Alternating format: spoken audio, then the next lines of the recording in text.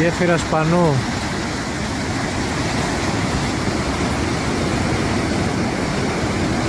Καταπληκτικό πράγμα να βλέπεις νερό σε τέτοιες ποσότητες.